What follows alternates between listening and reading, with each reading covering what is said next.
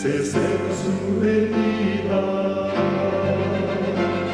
se oyen ya los pasos del rey que se aproxima,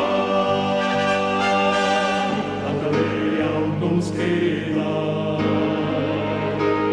anunciar a pueblo gente que Jesús está volviendo.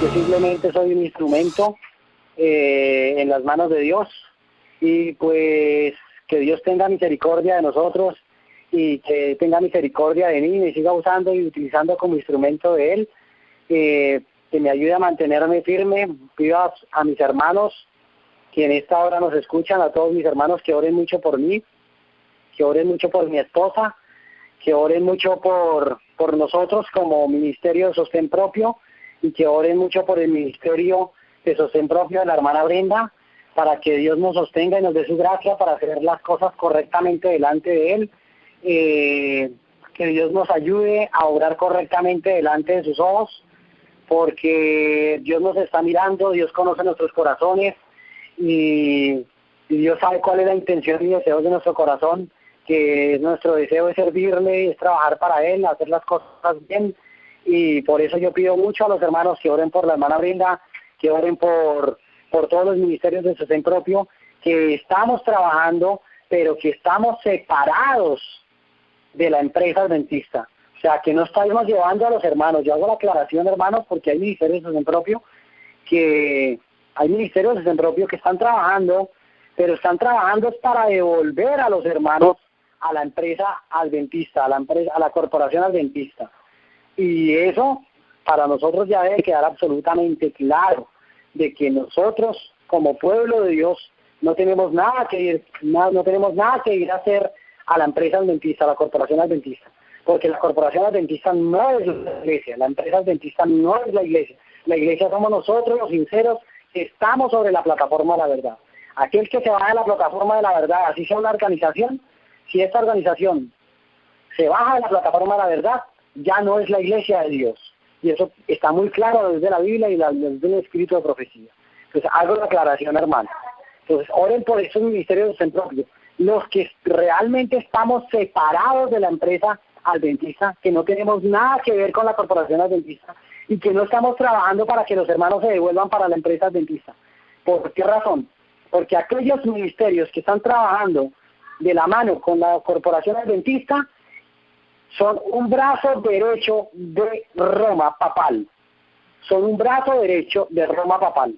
Porque si la iglesia adventista está fornicando, la corporación adventista está fornicando como organización eclesiástica, está fornicando y adulterando con Roma papal, entonces aquellos ministerios de Sostén Propio que están apoyando, que están trabajando de la mano con la corporación adventista, también son los apóstatas, porque ellos también conocen y saben estas verdades que nosotros sabemos. Ellos saben la situación, y si no la denuncian, y si no salen, como dice Primeros Escritos 2:61, último párrafo, si no salen de la empresa adventista, de la corporación adventista, van a recibir las plagas igual que la iglesia adventista. Entonces, por eso digo y hago la aclaración, que es los ministerios de Sostén Propio que nos mantenemos firmes en la verdad presente sobre la plataforma de la verdad de los pioneros adventistas, hermanos. Y debemos mantenernos sobre esa plataforma, hermanos. Y debemos orar por estos ministerios sinceros. Y debemos apoyarlos. Y deben apoyarnos, hermanos, a todos, porque yo también tengo el ministerio de Sostén Propio, apoyarnos, no solamente en la parte de la oración, sino con todo lo que ustedes puedan, hermanos. Porque estamos trabajando en la obra del Señor. Estamos trabajando es para pregonar y que esta verdad se expanda, para que esta verdad se extienda, que podamos cumplir el mandato de Cristo que dice, ir por todo el mundo y predicar el Evangelio. Hermanos, pidámosle a Dios, que Dios nos dé su gracia para pertenecer y ser parte del movimiento del cuarto ángel de Apocalipsis 18, que alumbrará la tierra con su gloria en el mensaje del tercer ángel, con el mensaje del tercer ángel de Apocalipsis capítulo 14, verso 9 al verso 13. Entonces, pidámosle a Dios que Dios nos dé su gracia, que nos limpie de todo egoísmo, que nos limpie de toda envidia, que nos limpie de toda mancha, de todo pecado, de todo mal pensamiento, de todo mal deseo, que nos limpie y nos dé su gracia para hacer la obra de Dios y expandir el Evangelio y predicar el mensaje del tercer ángel sin miedo, sin pelos en la lengua, sin temor a qué dirán la Corporación Adventista o qué dirá la Iglesia Católica Apostólica Romana o qué dirán las iglesias evangélicas protestantes. No, Señor, no tenemos que pedirle permiso a nadie. Por esa razón no somos ministerios de sostén propio totalmente independientes, porque aquí no tenemos que pedirle permiso a nadie para predicar la verdad, para hablar lo que está escrito en la Biblia y en el Espíritu de Profecía, hermanos. Entonces, haciendo esta aclaración, hermanos, yo quiero entrar en materia para que o hagamos una oración para empezar nuestro tema, que este es un tema muy importante, hermanos. ¿Por qué es muy importante? Porque este es un tema para los sinceros que están dentro de las iglesias evangélicas protestantes. Aquellos sinceros que me escuchan este tema, y muy seguramente todos los que estamos escuchando este tema conocemos muchos evangélicos protestantes, sinceros, y dentro de la Iglesia Católica Apostólica Romana también. Tenemos conocidos, amigos tal vez allí, para que les enviemos este link. Cuando la hermana Brenda suba el tema, cojan el link, hermanos, y lo suban y se lo envíen a estos evangélicos protestantes, y se lo envíen a estos católicos. Les envíen estos temas. El tema de hoy creo que es la tercera parte, aunque en el orden realmente es la cuarta parte, pero en el orden marcado está allí, como la hermana Brenda lo está colocando, es la tercera parte del tema. Entonces, es la tercera parte de este importante tema que se llama Mostrando las evidencias de quién es el verdadero anticristo, que ha hecho una brecha en la santa ley de Dios. Mostrando las evidencias de quién es el verdadero anticristo que hizo una brecha en la santa ley de Dios. Tercera parte. Ese es el tema de hoy, es la continuación del tema que traíamos de la segunda parte de la vez pasada. Entonces, hermanos, vamos a orar, hermanos, vamos a orar. Hermanos, allá donde estamos, vamos a doblar nuestras rodillas y vamos a humildemente vamos a doblar las rodillas ante nuestro Padre Creador eterno que nos ve y nos escucha en estos momentos. Y oremos, hermanos. Amado Padre que moras en el reino de los cielos, en esta hora te alabamos, te glorificamos, y un grupo de hijos tuyos en diferentes partes del mundo, escuchando a través de esta cadena, hermanos, a través de esta cadena, mis hermanos, hemos reunido a través de este medio de comunicación para estudiar tu santa y divina palabra. Si es tu santa y divina voluntad, acompáñanos a través de la presencia de tu santo y divino Espíritu. Que este tema sea solamente para la honra y gloria y ensalzamiento tuyo, Señor. Si es tu santa y divina voluntad y tú lo tienes a bien, Señor, utilízame como instrumento, Señor, para enseñar y predicar la verdad de tu palabra. Utilízame como instrumento, Señor, porque el que enseña es tu Santo Espíritu, Señor. Si es tu santa y divina voluntad, dame sabiduría, dame pedagogía para trazar el tema, y que sea la edificación de los hermanos que a esta hora están escuchando, para que se afiancen en la verdad, y para aquellos sinceros que van a escuchar este tema, Señor, sean movidos a proclamar la verdad, sean movidos a investigar y a estudiar más a través de tu Santo Espíritu, a través de la verdad de tu palabra, sean movidos a investigar más y a estudiar la palabra, tu santa y divina palabra, las Sagradas Escrituras, y puedan ver y identificar cuál es el verdadero pueblo de Dios en la tierra para este tiempo, que está proclamando la verdad presente, y que puedan entender y comprender que solo hay un pueblo que sostendrá, que está sosteniendo y que sostendrá la Biblia, y la Biblia solamente como piedra de toque de todas las doctrinas y de toda la verdad. Padre amado, quédate con nosotros, danos tu bendición, pon tu Santo Espíritu en nosotros. Súplicas que te lo pedimos, te lo rogamos, implorando tu misericordia en los méritos santos, sagrados, de aquel que murió en la cruz del Calvario, tu Hijo amado, quien no somos dignos de pronunciar su santo nombre, tu Hijo amado, en los méritos santos de Él, de Cristo Jesús, te pedimos, te agradecemos todo. Amén, Padre eterno. Amén. Muy bien, hermanos. Bueno, entrando en materia con nuestro tema del día de hoy,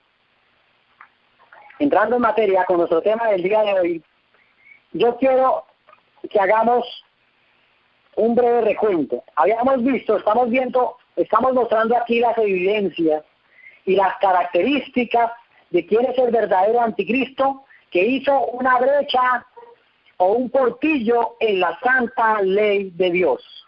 Y estamos identificando ese anticristo. Ese anticristo, habíamos dicho, que es el mismo cuerno pequeño de Daniel capítulo 7, del capítulo 7 y de Daniel capítulo 8, es el mismo poder de Daniel capítulo 8, verso 9, verso 10 y verso 11. Es el mismo poder de Daniel 7:25 y es el mismo poder de Apocalipsis capítulo 13, verso 1 al 10, y es el mismo poder de Apocalipsis capítulo 17. El mismo poder de Apocalipsis capítulo 17 y el mismo poder de Apocalipsis capítulo 18.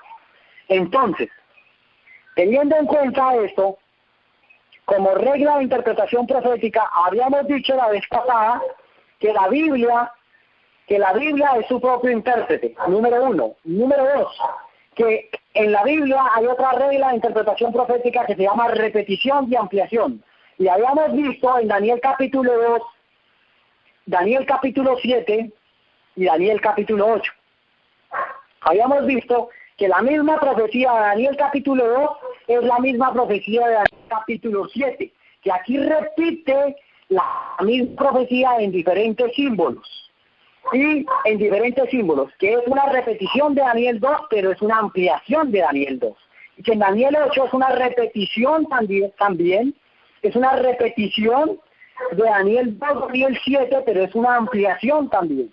Entonces, Apocalipsis capítulo 13 nos repite la misma profecía, pero ampliando un poquito más, dando detalles mucho más amplios concernientes a este poder, el cuerno pequeño, el hombre de pecado, el anticristo, el representante de Satanás, el que hizo una brecha en la santa ley de Dios. Habíamos visto esas características. Habíamos visto que en Daniel 2 había una imagen que se componía de 4 metales: oro, plata, bronce, piernas de hierro, y en los dedos de los pies en parte de hierro y en parte de barro. Y en Daniel capítulo 7 habíamos visto 4 bestias: león, oso, leopardo, con 4 cabezas, y la cuarta bestia, allí en Daniel 7, una bestia terrible con dientes de hierro, que luego le surgieron 10 cuernos, y que tras los 10 cuernos surgió otro cuerno pequeño que derribó a 3. Habíamos visto todo esto, hermanos. Habíamos visto que esa primera bestia de Daniel 7 y ese metal de Daniel 2 era Babilonia. Que en Daniel 7, en lugar de una cabeza de oro, tenemos un león. Que en Daniel 7, en lugar de pecho y brazos de plata, tenemos un oso. Y que en Daniel 7, en lugar de un leopardo con 4 cabezas, allí en Daniel 2, que en lugar de allí en Daniel 7, tenemos un leopardo con 4 cabezas, y que en Daniel 2 está representado por el bronce. Y en Daniel 2 encontramos piernas de hierro, diferentes símbolos para hablar del mismo poder. En Daniel 7, una bestia terrible con dientes de hierro que me conecta con las piernas de hierro. Y ya habíamos visto que los dedos de los pies era la división del cuarto reino en Daniel capítulo 2 y en Daniel capítulo 7. La división, la bestia con 10 cuernos era la división, los 10 cuernos que surgen de la cuarta bestia, y habíamos visto que esa cuarta bestia, que esa primera bestia era Babilonia, que la segunda bestia eran los medos y los persas, que esa tercera bestia era Grecia, que esa cuarta bestia era el Imperio Romano. y que de esa cuarta bestia surgieron 10 cuernos romanos, y que de esos 10 cuernos romanos surgió otro cuerno romano, y que ese otro cuerno romano derribó a tres cuernos de los primeros, y que quedaron 8 cuernos.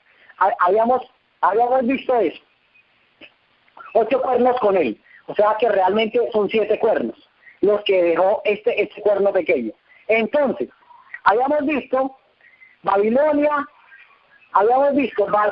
Medo-Persia, Grecia, Roma imperial, luego Roma se divide en el año 476. Habíamos visto todo eso en los anteriores temas, en la primera parte y en la segunda parte.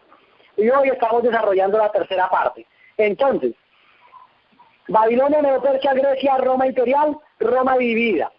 Luego, habíamos visto las características de ese anticristo. Habíamos visto que en Apocalipsis capítulo 13 encontramos una bestia que surge del mar. Que el mar, según Apocalipsis 17, verso 15, representa a pueblos, muchedumbres, naciones y lenguas. Habíamos visto que en Apocalipsis capítulo 17,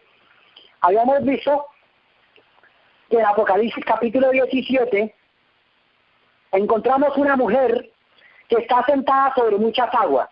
Esa mujer está sentada sobre muchas aguas, que esas aguas son muchedumbre, naciones, pueblos y lenguas. Esa mujer es el mismo poder de Apocalipsis capítulo 13, verso 1 al 10. Que esta vez de Apocalipsis 13, 1 al 10, se levantaría. Primera característica, empieza a repasar, que se levanta del mar. Segunda característica, que se levanta, que ese mar, aquí vamos a decir 3 características de una. Primera característica, que se levanta del mar. Segunda característica, que se levantaba.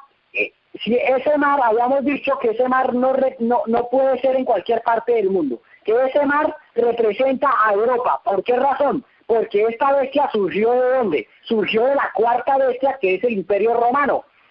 Esta bestia, ese cuerno pequeño, este poder blasfemo, surge desde la cuarta bestia, que es el Imperio Romano, y que el Imperio Romano está ¿en dónde? En Europa. Por lo tanto, ese mar no puede ser en cualquier parte del mundo, sino es un lugar específico, que es ¿en dónde? Que es en Europa. Entonces, si ese mar es en Europa, entonces aquí vemos que esta cuarta bestia, la segunda característica, se levanta del dragón, que en un sentido derivado, en la profecía representa a ese dragón, en un sentido representa a Roma, y en el otro sentido representa a Satanás, la serpiente antigua que se llama Diablo y Satanás, según Apocalipsis capítulo 12, verso 9. ¿Sí? Directamente esa serpiente, ese dragón representa a Satanás, Apocalipsis 12:9, pero en un sentido derivado, en el sentido profético, representa ¿a quién? Representa al Imperio Romano, ¿sí? Entonces esta segunda característica, esta bestia se levanta de Roma, del dragón que es Roma. Tercera característica, que se levanta de Europa, pues por ende ya la estábamos contestando. Cuarta característica, vamos con la cuarta característica, se levanta después del año 476. Habíamos visto que en el 476, después de Cristo, del 351, después de Cristo, al 476, el Imperio Romano se fragmentó en 10, cumpliendo la profecía de Daniel capítulo 2 y cumpliendo la profecía de Daniel capítulo 7, la cuarta bestia que le surgen 10 cuernos. Se dividió en 10. Entonces, hasta ahí habíamos visto que después del año 476, surgió este cuerno pequeño que derribó a 3, que fueron los herulos, los vándalos y los ostrogodos. Luego, aquí ya empezamos a empatar con el tema de hoy. Vamos con la siguiente característica. La siguiente característica la encontramos en Apocalipsis capítulo 13. Apocalipsis capítulo 13, vamos a ir todos rápidamente. Apocalipsis capítulo 13, verso 5. Dice, Apocalipsis 13, 5. También se le dio boca que hablaba grandes cosas y blasfemias y se le dio autoridad para actuar 42 meses. Aquí está un tiempo en el que iba a gobernar ese cuerno pequeño, esa bestia de Apocalipsis capítulo 13, y ese poder blasfemo, que es una ramera de Apocalipsis capítulo 17, que iba a actuar 42 meses. Aquí lo dice clarito, 42 meses. Este mismo periodo de tiempo lo vamos a encontrar en diferentes partes de la Biblia. Lo vamos a encontrar, por ejemplo, en Apocalipsis capítulo 12, el verso 6. Vamos a ir a Apocalipsis capítulo 12, el verso 6. Y dice, y la mujer huirá al desierto donde tiene lugar preparado por Dios para que allí la sustente por 1260 días. Entonces, note con cuidado, hermanos, que aquí hay una característica inconfundible de este poder, que este poder iba a gobernar por 1260 días. Este poder de Apocalipsis 13 es el mismo poder de Apocalipsis 12, Apocalipsis capítulo 12, verso 6 en adelante. Por eso, este mismo poder también lo encontramos en Apocalipsis capítulo 12, el verso 14. Dice, y se le dieron a la mujer 2 alas de gran águila, para que no volase, dice, para que volase delante de la serpiente al desierto, a su lugar donde es sustentada por un tiempo, tiempos y la mitad de un tiempo. Vuelvo a leer, y se le dieron, Apocalipsis 12, verso 14, y se le dieron a la mujer las 2 alas de gran águila, para que volase delante de la serpiente al desierto, a su lugar donde es sustentada por un tiempo y tiempos y la mitad de un tiempo. Entonces aquí estamos, mientras que en Apocalipsis 12, el verso 6 dice que son 1260 días, en Apocalipsis 12, verso 14, siendo el mismo capítulo, nos habla de que la mujer iba a huir delante de la serpiente, iba a huir al desierto, donde iba a ser sustentada esta mujer por un tiempo, tiempos y la mitad de un tiempo. Entonces, el verso 15 dice que la mujer, la serpiente arrojó de su boca tras la mujer agua como un río, para que fuese arrastrada por el río. Verso 16, pero la tierra ayudó a la mujer, pues la tierra abrió su boca y tragó el río, el dragón que había echado de su boca. Dice, pero la tierra ayudó a la mujer, pues la tierra abrió su boca y tragó el río, el dragón había echado de su boca. Entonces aquí vemos esta profecía de que este poder iba a gobernar o iba a tener supremacía por un tiempo, tiempos y la mitad de un tiempo. Vimos 3 evidencias bíblicas. Dice en Apocalipsis 13, verso 5, que son 42 meses. En Apocalipsis 12, verso 6, nos dice que es 1260 días. Y en Apocalipsis capítulo 12, verso 14, nos dice que es un tiempo, tiempos y medio tiempo. Y en Daniel capítulo 7, el verso 25, Daniel, vamos a ir rápidamente a Daniel capítulo 7, el verso 25, y nos da la misma característica, hablando del mismo poder en diferentes partes de la Biblia. Y hablará palabras contra el Altísimo, y a los santos del Altísimo quebrantará, y pensará en cambiar los tiempos y la ley, y serán entregados en su mano hasta tiempo. Vea, lo mismo que nos está diciendo Apocalipsis capítulo 12, el verso ¿qué? El verso 14. Si unimos Apocalipsis 12, verso 14, con Daniel capítulo 7, el verso 25, encontramos las mismas palabras, y serán entregados en su mano hasta tiempo. Tiempo en singular, un tiempo, dice hasta tiempo, tiempos en plural, y medio tiempo es una palabra en singular, hablando de uno, y medio tiempo está hablando de 3 tiempos y medio. Lo mismo que nos está hablando Apocalipsis capítulo 12, el verso 14. Entonces, en la profecía bíblica, hermanos queridos, para desglosar esta característica, ¿qué nos dice? Esta característica nos dice que iba a reinar por 1260 años, por 1260 años. Entonces, para desglosar esta profecía, esta característica de la profecía, de que este poder iba a gobernar por 1260 años, tenemos que estudiar qué significa la palabra tiempo, tiempos y medio tiempo en la profecía bíblica. ¿Qué significan 42 meses según Apocalipsis capítulo 13, el verso 5? Entonces, ¿y qué significan 1260 días en la profecía bíblica? Entonces, para desglosar esto, primero que todo vamos a la palabra tiempo, tiempos y medio tiempo. Tiempo del singular, tiempos en plural y medio tiempo del singular, está hablando que es medio tiempo, o sea que es un solo tiempo, pero es la mitad de un tiempo en el singular. Entonces, la palabra tiempo la encontramos en el libro de Daniel, en el libro de Daniel, capítulo 4, verso 25, y aquí encontramos la historia de el rey Nabucodonosor, rey de Babilonia. Cuando fue hallado de que en su corazón fue orgulloso, jactancioso, y se llenó de orgullo, diciendo que él había construido la gran Babilonia, que esa era la gran Babilonia que él había construido, y Dios lo humilló y lo mandó a comer pasto como las vacas y como los bueyes. Le crecieron las uñas, le creció el cabello, y encontramos todo este relato en Daniel capítulo 4, pero para ir al punto, dice que este personaje, que era el rey Nabucodonosor, iba a pasar 7 tiempos. Vamos a leerlo. Daniel capítulo 4, verso 25. Dice, esa es la interpretación, verso 25. Que te echaré entre los hombres, y con las bestias del campo será tu morada, y con la hierba del campo te apacentarán como los bueyes, y con el rocío del cielo serás bañado, y 7 tiempos pasarán sobre ti. Ahí está la palabrita que debemos subrayar, hermanos. Y 7 tiempos pasarán sobre ti, hasta que reconozcas que el Altísimo tiene dominio en el reino de los hombres, y que lo da a quien él quiere. Entonces, realmente, nosotros encontramos que el rey Nabucodonosor pasó 7 tiempos, que fueron 7 años. 7 años comiendo pasto como los bueyes, comiendo pasto como las vacas, y que le creció el cabello y las uñas, y que pareció un animal salvaje. Esto le pasó al rey Nabucodonosor. Fueron 7 años.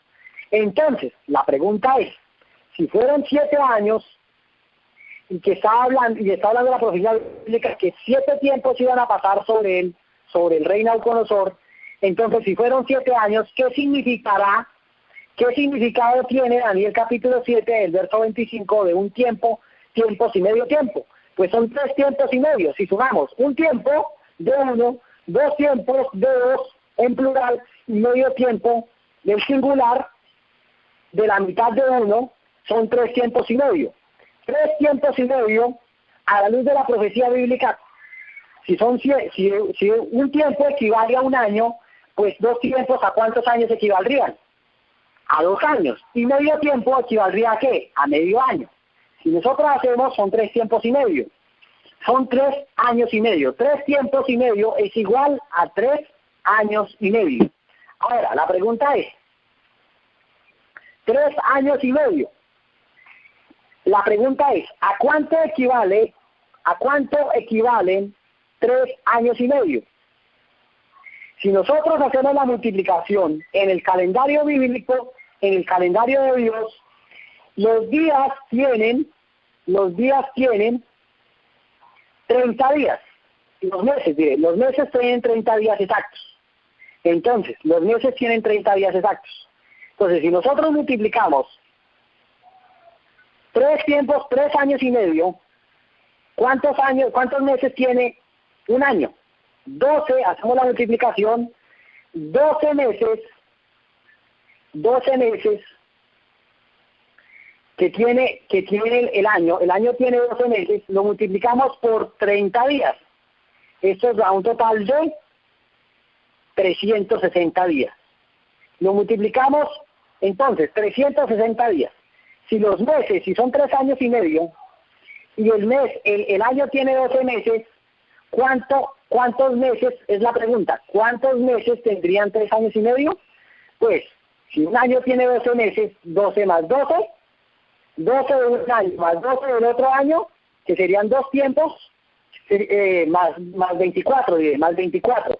2 tiempos equivaldrían a 24 meses, y un tiempo equivaldría a 12 meses. Sumamos 24 más 12 da 36, más le sumamos los 6 meses del medio tiempo da 42 meses. Es lo mismo que nos está mostrando Apocalipsis capítulo 13, verso 5, que este poder iba a gobernar por 42 meses. Aquí encontramos el mismo periodo de tiempo. O sea, dígalo usted, son diferentes formas de hablar del mismo periodo de tiempo. Dígalo usted, tiempos o medio tiempo, o dígalo usted 42 meses, son 2 formas diferentes de hablar, 2 formas diferentes para hablar del mismo periodo del tiempo. Si multiplicamos 42 meses por 30 días exactos que tiene el calendario bíblico, el calendario de Dios, según la Biblia, que es el calendario hebreo, 42 meses por 30, esto me da 1260 días. 1260 días.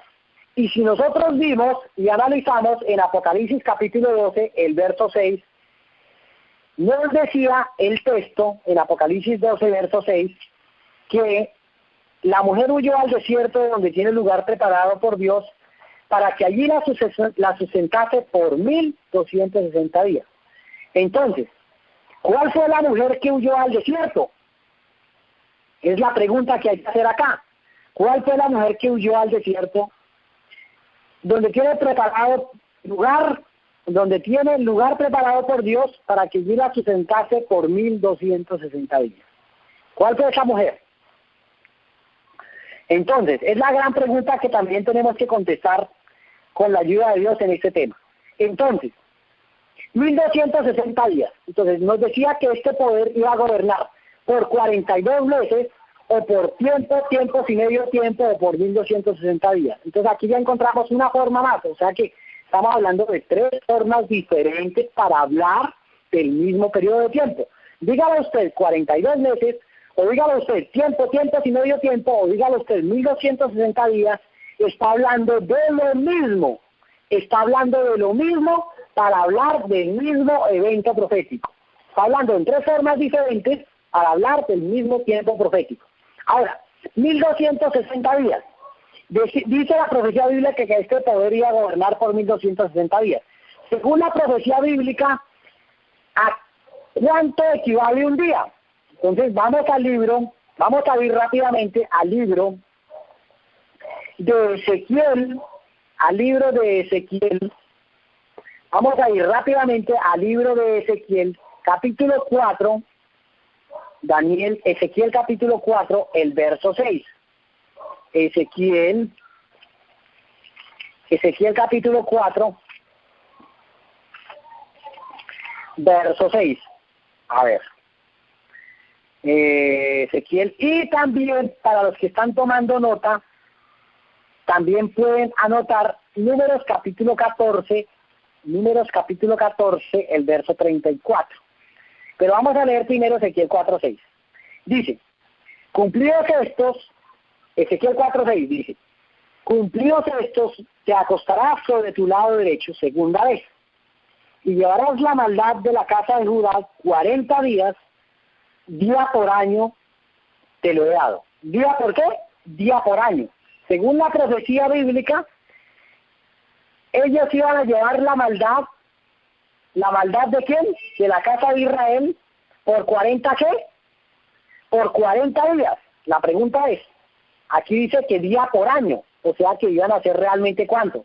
Iban a ser realmente 40 años, no 40 días literales, sino 40 años. O sea que un día simbolizaba ¿qué? Un día simbolizaba un año.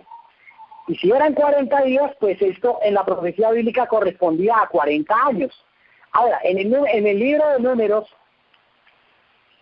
Números 14, capítulo 14, el verso 34. Vamos a ir rápidamente.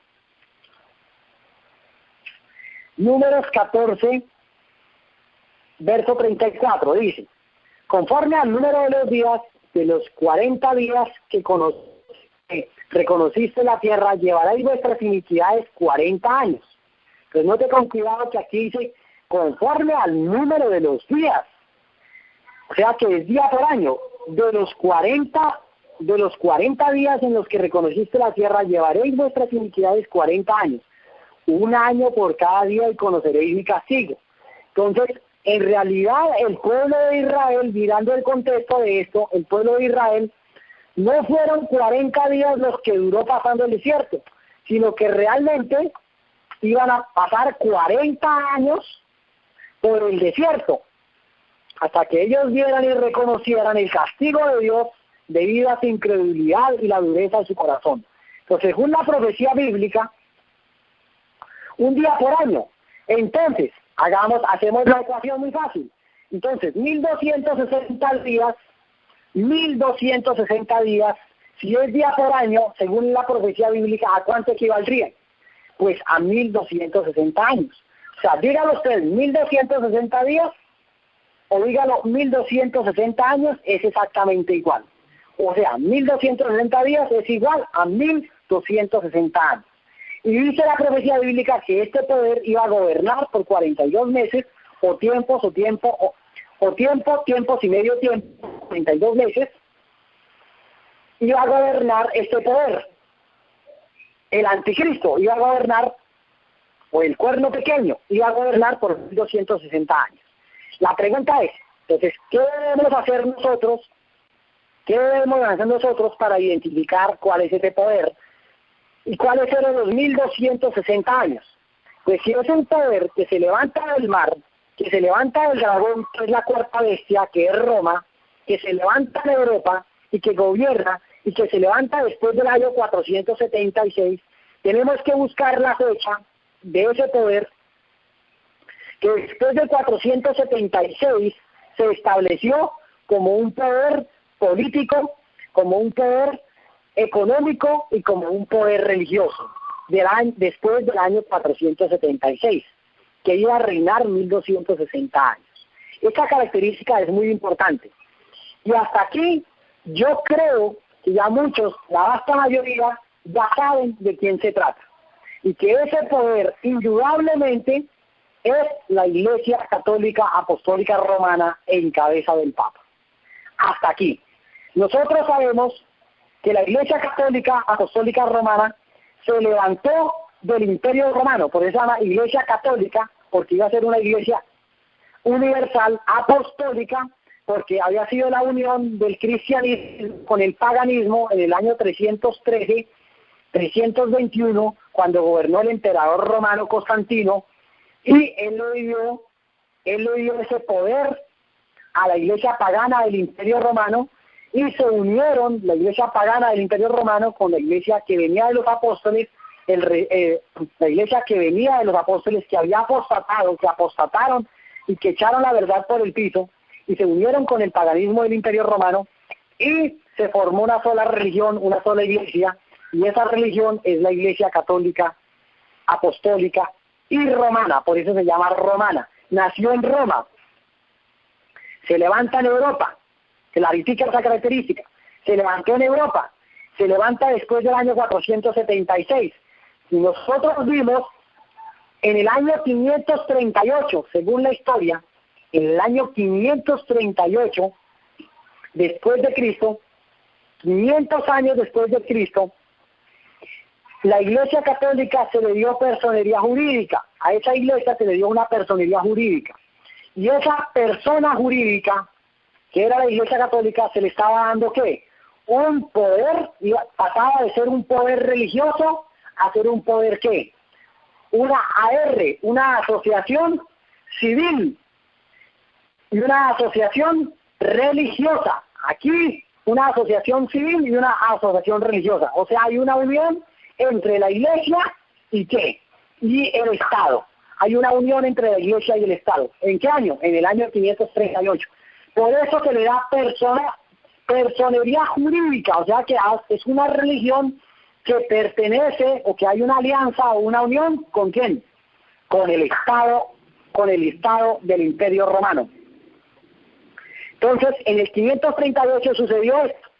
Esta alianza entre el poder civil del Imperio Romano y la Roma imperial, la Roma de los Césares, desapareció y pasó a ser la Roma ¿qué?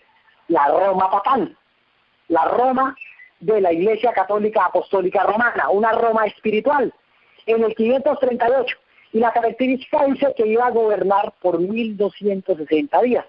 Entonces, la profecía bíblica lo decía, si nosotros cogemos una calculadora o un tablero, para los que son matemáticos, y cogemos año 538, muy fácil, yo cojo mi calculadora, coloco 538, que fue la fecha cuando se le dio personería jurídica y hubo una unión entre la Iglesia y el Estado, se le dio una personería jurídica a la Iglesia Católica, ese poder, como una asociación civil como un poder, o sea, como un poder político, como un poder, no solamente un poder religioso, sino solamente un poder político.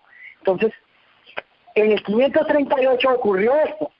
Si colocamos esta fecha, 538, y le sumamos 1260 días, que es igual a 1260 años, y le damos como resultado, igual nos bota una fecha muy interesante. A 538, al año 538 le sumamos 1260 años que iba a gobernar ese poder, y nos bota una fecha muy interesante, que es el año 1798. En el año 1798, hasta ahí iba a gobernar este poder como un poder, ¿qué? Como un poder. Ese poder, siendo un poder religioso, iba a gobernar en unión con el Estado, iba a gobernar por 1260 años, hasta del año 538 al año 1798.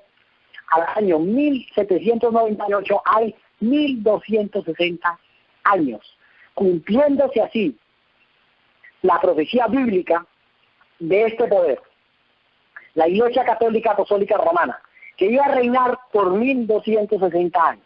¿Qué ocurrió durante el año 538 al año 1798? Nosotros conocemos la historia. Yo quisiera leer muchísimas características, muchos documentos que tengo en estos momentos acá en mi mano, muchos documentos que yo tengo acá de sacerdotes jesuitas, de sacerdotes de la Biblia, de la Enciclopedia Católica, el tomo 3, la página 139, de artículos papales, de enciclopedias católicas, de encíclicas papales, donde ellos aquí reconocen de que ellos establecieron durante la Edad Media, que se conoce como la Edad Oscura, ellos establecieron la impía y satánica, que le llaman el santo, entre comillas, el santo oficio de la Inquisición, donde mataron y asesinaron a millones. Óiganlo bien, hermanos, no asesinaron a miles, asesinaron a millones de personas, tanto de Europa como acá en América Latina. Acá en Lima, Perú, hay un museo que se llama el Museo de la Inquisición, que queda aquí en el Congreso, en el Museo del Congreso de la República del Perú. El Museo de la Inquisición. Y acá en Colombia también hay un museo que se llama el Museo del Santo Oficio de la Inquisición, allá en Cartagena, en la ciudad de Cartagena. Allá están ese museo donde en América Latina mataron, torturaron y asesinaron a millones de personas inocentes. Los asesinaron simplemente porque no creían en los dogmas y doctrinas de la Iglesia Católica Apostólica Romana. Y ellos, a través de sus jesuitas, establecieron la impía y diabólica y satánica Inquisición, con el pretexto de que estos hermanos protestantes que derramaron su sangre en la hoguera, que derramaron su sangre porque los crucificaron, los quemaron vivos y los torturaron en los instrumentos más infames de tortura que se inventaron los jesuitas en esa época, como era el ataúd, como era el potro, como era que colocaban a una persona dentro de un cajón, dentro de un cuarto donde solamente cabía una persona. Era prácticamente una cosa de una cosa vertical, que lo metían ahí y desde muy alto le soltaban una gotera, y esa gotera caía sobre la corona de las personas, y ahí lo dejaban durante varios meses, varias semanas y varios meses, hasta que la gotera le perforaba la cabeza a la persona, y la persona terminaba loca, desquiciada, y allí lo metían durante varias horas en el día. Este es uno de los instrumentos más acérrimos y horribles que utilizó la Inquisición en aquella época, donde metían también a las personas. Otro de los instrumentos que se da allí, la famosa prensa, donde metían la cabeza la cabeza del acusado, del hereje, porque así le llamaban ellos, los herejes. Los hermanos que leían la Biblia, que solamente por leer la Biblia y creer solamente en lo que estaba en la Biblia y no creer en los dogmas y doctrinas diabólicos y satánicos de la Iglesia Católica Apostólica Romana, porque no creían en eso, fueron torturados y asesinados. Y por solo leer la Biblia les llamaban herejes, les llamaban fundamentalistas, así les llamaban, óiganlo bien, subrayenlo, le llamaban fundamentalistas, fundamentalistas porque solamente creían, fundamentalistas radicales les llamaban, que eran muy radicales en sus posiciones, y no creían en las doctrinas católicas, no creían en los dogmas católicos, no creían en la infalibilidad papal, no creían en la misa, no creían en la oración y el rezo a los muertos, no creían en el bautismo de niños, no creían en la asunción de María, no creían en la infalibilidad papal, no creían en las famosas indulgencias, no creían en el perdón de pecados de los sacerdotes, de que usted tiene que ir a arrodillarse ante un cura en un confesionario y de entrar allá y confesarle todos sus pecados, un pecador confesarle sus pecados a otro pecador, para que el cura o el sacerdote le dijera, ego te absolvo, yo te perdono. Entonces, esas blasfemias no las creían ellos y por esta razón fueron asesinados en las torturas más infames que ustedes no se imaginan y que hoy en día hay museos y evidencias que lo muestran en estas catacumbas, en estos museos que hoy se muestran en las grandes capitales del mundo, tanto acá en América Latina como en Europa. Hay museos que muestran del Santo Oficio de la Inquisición, donde mataron, donde allí muestran las evidencias de que hubo una unión entre la Iglesia y el Estado, que la Iglesia Católica se montó sobre el Estado, sobre los gobiernos del mundo, y utilizó el gobierno utilizó a los gobiernos al poder civil para darle muerte al pueblo de Dios, para darle muerte a los hijos de Dios, a los que predicaban la Biblia y solamente la Biblia y las doctrinas de la Biblia, y no creían en las doctrinas diabólicas y satánicas del papado. Y por esta razón fueron asesinados y fueron torturados en el potro, fueron torturados en el ataúd donde metían a una persona en un ataúd lleno de puntillas, de agujas, y lo desangraban lentamente, lo metían y lo prensaban allí para que la persona se desangrara lentamente hasta que no le quedara una sola gota de sangre. Eso era una de las torturas de la Iglesia Católica. Los que hoy le dicen Santo Padre, los que hoy le llaman, los que hoy le dicen que es el Santo Padre y se le arrodillan y le besan la mano en símbolo de adoración y respeto a este personaje, no sabiendo las intenciones que él tiene hoy en día con el establecimiento del nuevo orden mundial, porque él es la cabeza de la globalización y el nuevo orden mundial. Y el otro donde metían a los hermanos, a nuestros hermanos los metieron, los amarraban en una prensa de sus cuatro extremidades, una prensa que tenía unos timones, y lo iban girando una rueda como la rueda de un barco, como el timón de un barco, y lo iban apretando hasta que lo descuartizaban y le arrancaban las extremidades. Esa era otra de las torturas que ellos utilizaban. Si la persona se retractaba, entonces dejaban de torturarlo, pero si no, lo torturaban hasta conseguir la muerte. Y otra de las torturas era la horca. Y otra de las torturas era que colocaban a nuestros hermanos en la guillotina y les quitaban la cabeza. Y otra de las torturas era donde le metían sus manos, y le metían sus manos en unas prensas y le arrancaban las uñas de la carne viva de las manos hasta torturarlos y hacerlos sangrar. Pregunta, hermanos, ¿suena eso como el Espíritu de Cristo? ¿Suena eso? Yo no entiendo por qué hay muchas personas, yo no entiendo por qué hoy los hermanos protestantes se inclinan ante el papado a través del ecumenismo, a través del Concilio Mundial de Iglesias, ante el mismo representante de Satanás. Se inclinan y se abrazan y se besan con él y hasta oran por él. Yo no entiendo eso. Como dice el apóstol Pablo en 1 Corintios capítulo 10, verso 21, no podemos beber la mesa del Señor no podemos comer de la mesa del Señor y de la mesa de los demonios. No podemos beber de la copa del Señor y de la copa de los demonios. Esos demonios que torturaron, mataron y asesinaron cruelmente a nuestros hermanos protestantes, nuestros hermanos protestantes que se levantaron en la Edad Media para defender la verdad y las doctrinas bíblicas de que el ser humano solamente es salvo por la fe, en la justificación por la fe en Cristo Jesús, que no necesitamos de intermediarios como los sacerdotes católicos, que no necesitamos a esos siervos de Satanás para ir a arrodillarnos allá y decirle que nos perdone nuestros pecados.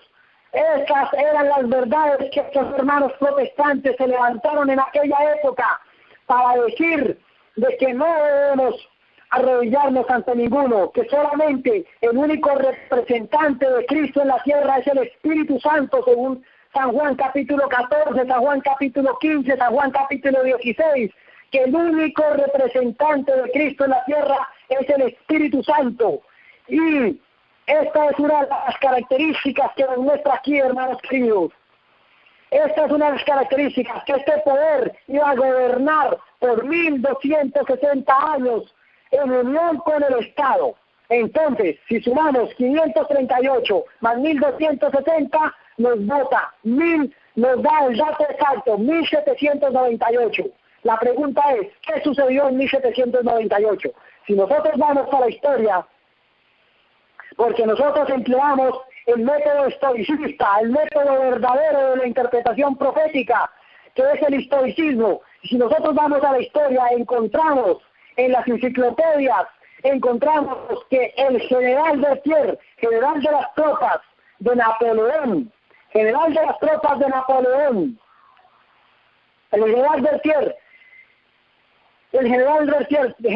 tropas de Napoleón, cuando estaba allí el Papa Pío VI, celebrando misa en la Capilla Sistina, entró y le dijo: tu autoridad ha terminado. Le quitaron la tiara, le quitaron el anillo y le quitaron el poder que tenía la Iglesia Católica Apostólica Romana, que tenía sobre el poder civil, que tenía sobre los gobiernos del mundo. Le quitaron ese poder, y fue una de las heridas, fue la herida mortal que le causó la espada del poder civil. La espada del poder civil le causó esta herida mortal al catolicismo romano. Pero ojo, hermanos, yo quiero que analicemos bien esta característica, porque esta es otra de las características más tremendas que hay, hermanos. Porque aquí dice en Daniel capítulo 7, verso 25, y hablará palabras contra el Altísimo, y a los santos del Altísimo quebrantará. Entonces aquí dice que a los santos del Altísimo quebrantará. Es lo que les estoy contando. Iba a perseguir, iba a matar, iba a asesinar y a torturar al pueblo de Dios. Y a los santos del Altísimo quebrantará, perseguirá. Entonces, esto fue lo que hizo del año 538 al año 1798, utilizando al poder civil. Uniéndose con el poder civil, la Iglesia Católica Apostólica Romana, en el nombre de Dios lo hizo, en el nombre de Dios le llamaba a estos hermanos sinceros, los protestantes le llamaba a los herejes, los infames herejes, que debían ser quemados en la hoguera, porque también fue otro de los instrumentos de tortura que utilizó el impío satánico, el Santo Oficio de la Inquisición. Ellos mataron y asesinaron, quemaron a los hermanos en la hoguera, los pasaron por la hoguera y los quemaron vivos, porque no creían. Vuelvo y repito, y perdónenme que sea tan repetitivo con esto. Los quemaron vivos. Eso estaba cumpliendo la profecía bíblica de este poder, que iba a hablar palabras contra el Altísimo, que a los santos del Altísimo iba a quebrantar, y que iba a pensar en cambiar los tiempos y la ley. Esta palabrita tiempos, yo lo expliqué en el tema la vez pasada, que cuando la palabra tiempos en la Biblia se refiere a los periodos proféticos, pero también se refiere a la interpretación de las profecías bíblicas, que son los tiempos. Eso es la palabra tiempos. Entonces ellos en la Edad Media, como los protestantes utilizaban el verdadero método, que es el verdadero método de interpretación profética, que es el historicismo, y ellos identificaban a la Iglesia Católica Apostólica Romana como el poder de Daniel capítulo 7, Daniel capítulo 8 y Apocalipsis 13 y Apocalipsis 17, ellos lo identificaban. Entonces ellos cambiaron los tiempos. ¿Y de qué manera lo hicieron? Cambiaron el significado de las profecías bíblicas y lanzaron dos métodos de interpretación profética nuevos, que ya lo habíamos visto en el tema pasado, pero que hoy vuelvo y lo recalco, y vuelvo y lo repito, y vuelvo y lo recuerdo, y vuelvo y lo repito, y vuelvo y lo recuerdo, que era el tiempo, el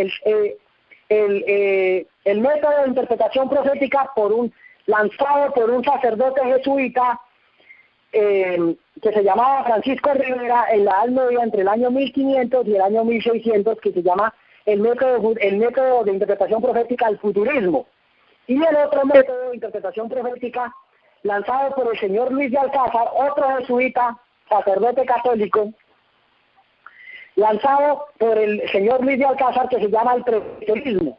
El preterismo decía que el cuerno pequeño de Daniel capítulo 8 era ya Antíoco Epífanes. Ya desenmascaramos en el tema pasado, ya les conté la historia de que realmente no, las características no las cumple Antíoco Epífanes, sino que las características las cumplía el Imperio Romano en su primera fase y la Roma papal en su segunda fase, ¿sí? En su primera fase el Imperio Romano, y del Imperio Romano se levanta ¿qué? El cuerno pequeño, que es la Roma papal. Entonces, realmente ese cuerno pequeño no es... You have 30 seconds. ¿El cuerno pequeño es quién? Es la Roma papal, que se levantó de la Roma imperial. Entonces, ahí está el historicismo. Aquí estamos viendo cronología, aquí estamos viendo escatología. La escatología son los eventos y los sucesos que van uno detrás de otro en escala, y la cronología es la que me marca las fechas. Amén. Estaba diciendo que estamos viendo la cronología, la escatología, que es el historicismo. El historicismo identifica este poder. Entonces, este poder que iba a cambiar los tiempos, viendo una de las características, cambia los tiempos y cambia la ley. Los tiempos, porque al cambiar los tiempos significa que las profecías bíblicas, y al cambiar las profecías bíblicas, entonces, al aplicar ese método de interpretación profética nuevo, que es el preterismo, diciendo que Antíoco Epífanes es el cuerno pequeño de Daniel capítulo 8, pues obviamente estaban identificando a otro poder, indicando el dedo acusador, el dedo que mostraba todas las evidencias que realmente el cuerno pequeño es la Roma papal, la Roma imperial en su primera fase y la Roma papal en su segunda fase. Entonces, ellos estaban quitando el dedo acusador, y al mostrar también el otro método de interpretación profética, que es el futurismo, al decir de que el anticristo es un personaje, un tipo malvado que se va a levantar allá en el templo de Jerusalén, que allá en el templo de Jerusalén, y que van a reconstruir el templo de Jerusalén, y que allá se va a levantar el anticristo, y que va a ser un tipo malvado. Esa es otro método de interpretación profética que hoy en día, tristemente, las iglesias evangélicas protestantes, yo no sé por qué razón, están enseñando eso, y eso es doctrina católica, eso es teología católica. Tanto el preterismo como el futurismo es doctrina, es teología católica.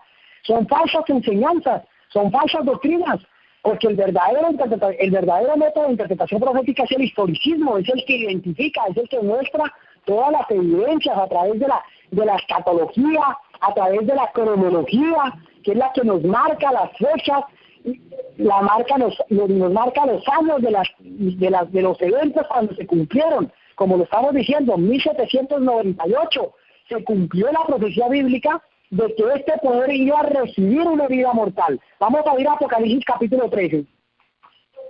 Vamos a ver rápidamente Apocalipsis 13, y vamos a ver Apocalipsis capítulo 13, el verso 3. Dice: y vi que una de sus cabezas como herida de muerte, dice el apóstol Juan, y vi una de sus cabezas como herida de muerte, pero su herida mortal fue sanada, y se maravilló toda la tierra en pos de la bestia. Entonces noten con cuidado que aquí dice la característica muy clarita, que iba a ser herida de muerte. Entonces, ¿cómo se les ocurre aplicar esto? Es erróneo y es absurdo aplicar esto aquí a Antíoco Epífanes. Absurdo. ¿Y cómo se les ocurre aplicar esto los futuristas de que va a ser una vaina en el futuro? Absolutamente absurdo. ¿Por qué razón? Porque no están aplicando acá el historicismo. Es una cosa lógica ir a aplicar eso de esa manera. Entonces, hirió una de sus cabezas como herida de muerte, pero su herida mortal fue sanada. Entonces, habíamos dicho que en 1798 el general Berthier, general de las tropas de Napoleón, llegó a la Capilla Sistina, tomó al Papa Pío VI y le dijo: señor, tu autoridad ha terminado. Le quitaron la tiara y el anillo y se lo llevaron en cautiverio al Papa Pío VI. Se lo llevaron en cautiverio. Entonces, le quitaron el poder civil que la Iglesia Católica tenía le quitaron el poder, le quitaron la unión, hicieron una separación. Esa fue la herida mortal. Hicieron una separación entre el poder civil y el poder religioso, que era la Iglesia Católica Apostólica Romana. Al separarlos, esa fue la herida mortal que recibió el catolicismo romano. Entonces, a la luz de la Biblia, hay dos espadas. Aquí dice, en Apocalipsis capítulo 13, vamos a ir a Apocalipsis capítulo 13, otra vez, Apocalipsis capítulo 13, dice: vi una de sus cabezas como herida de muerte. Y si vemos el verso,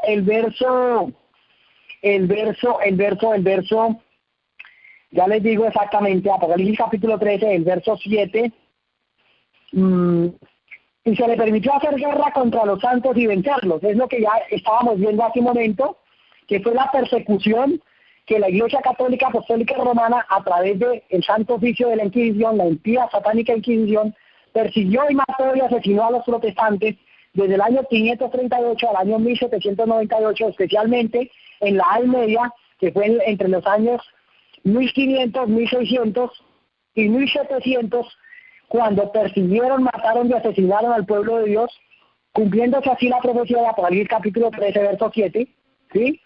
Y dice en el verso 10, dice: y si alguno lleva en cautividad, va en cautividad. Y si alguno mata a espada debe ser muerto. Aquí está la paciencia y la fe de los santos. Entonces, esta característica dice que iba a ser herida de espada. Y que si alguno mata a espada, ellos utilizaron la espada para matar al pueblo de Dios. ¿Qué significa la espada según la profecía bíblica? Entonces, resulta que la profecía bíblica, según la espada, la palabra espada, según la profecía bíblica, tiene dos connotaciones o dos significados. Vamos a ver qué significa la espada. Hay dos espadas. Una espada que es el poder civil y otra espada que es el poder religioso. Pregunta alguno, ¿cómo sabemos eso? Bueno, vamos a ir al libro de Romanos capítulo 13, rápidamente, Romanos capítulo 13, el verso 1 en adelante. Romanos capítulo 13, y vamos a comprobar eso por la luz de la Biblia. A la luz de la Biblia, Romanos capítulo 13, verso 1. Dice: sométase toda persona a las autoridades superiores, porque no hay autoridad sino de parte de Dios, a las que hay por Dios han sido establecidas. De modo quien que se opone a la autoridad, a lo establecido por Dios resiste, y a los que resisten acarrean condenación para sí mismos, porque los magistrados no están para infundir temor al que hace bien, sino al malo. ¿Quieres pues no temer a la autoridad? Haz lo bueno y tendrás alabanza de ella, porque es servidor de Dios para tu bien. Pero haces lo malo, teme, porque no en vano lleva la espada. Aquí lo dice, porque no en vano lleva ¿qué? La espada, pues es servidor de Dios y vengador para castigar al que hace lo malo. Entonces, el poder civil ha sido establecido por Dios, pero para que dirija sobre la segunda tabla de la ley de Dios. O sea, para que me proteja a mí de que no me roben, de que no me maten, de que no hablen falso testimonio contra mí, ¿sí? Para eso ha sido establecido el gobierno, los gobiernos, los magistrados, el poder civil, porque no en vano lleva la espada, dice Romanos 13, verso 4. Entonces, según la profecía bíblica, la espada simboliza, en un sentido, simboliza ¿qué? Al poder civil, ¿sí? Seguimos leyendo el verso 5, dice, por lo cual es necesario estarle sujetos no solamente por la razón al castigo, sino también por la causa de conciencia. Pues por esto pagáis también los tributos, porque son servidores de Dios que atienden continuamente a esto mismo. Verso 7, pagad a todos los que debáis, dice, pagad a todos lo que debáis, al que tributo, al que impuesto, al que respeto y al que honra. Entonces el texto es clarifico, el poder civil representa ¿qué? La espada del poder civil. Y esta espada es la que nos está hablando aquí en Apocalipsis capítulo 13, en Apocalipsis capítulo 13, vamos a ir otra vez a Apocalipsis 13, el verso 10. Si alguno lleva en cautividad, va en cautividad, y si alguno mata, está de ser muerto. Aquí está la paciencia y la fe de los santos. Y en el verso, Apocalipsis 13, verso 3, dice, y una de sus cabezas como herida de muerte, pero su herida mortal fue sanada. Entonces, esa herida mortal fue causada ¿con qué? Con la espada. ¿La espada de qué? La espada del poder civil. Pero ojo, porque esto tiene más profundidad todavía. Hasta ahí, como adventistas del séptimo día, hemos creído que el poder civil es la espada. Pero ojo, esto es más profundo que eso. Resulta que hay dos espadas. Una espada que es el poder civil, pero hay otra espada que es el poder religioso. Y esa espada, ahora la pregunta es, ¿cuál espada lleva el poder civil? ¿Cuál espada lleva? Pues la espada de las armas, ¿cierto? Espada literal. La pregunta es, ¿cuál espada lleva el poder religioso? Es lo que tenemos que contestar acá.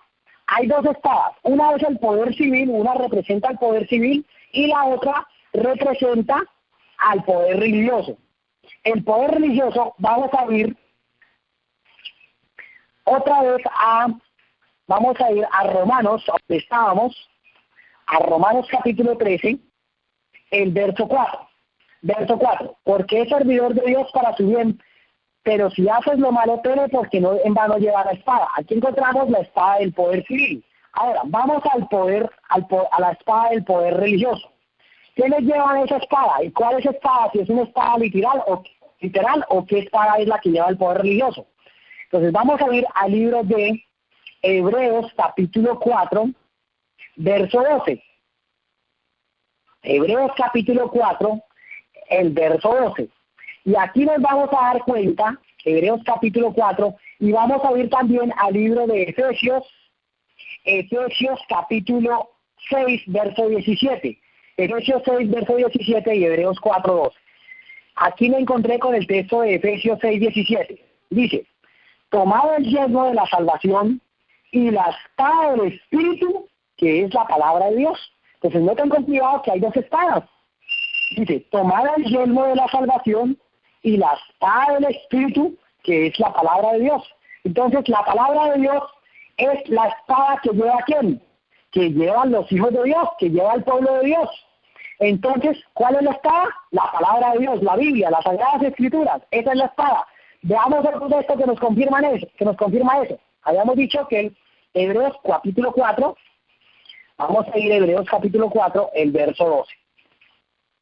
Hebreos 4, verso 12 nos dice, porque la palabra de Dios es viva y eficaz y más cortante que toda espada de 2 filos, y penetra hasta partir el alma y el espíritu y las coyunturas y los tuétanos y discierne los pensamientos y las intenciones del corazón. Entonces, más claro no cantan gallo a las 4 de la mañana.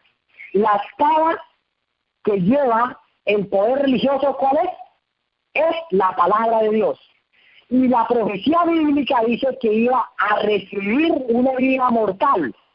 Este poder iba a recibir una herida mortal. Y esa herida mortal iba a ser por la espada. Según Apocalipsis capítulo 13, el verso 10. Que el que va en cautividad, él dice, Apocalipsis 13, verso 10, que el que lleva en cautividad va en cautividad, y que si alguno mata, a espada de ser muerto.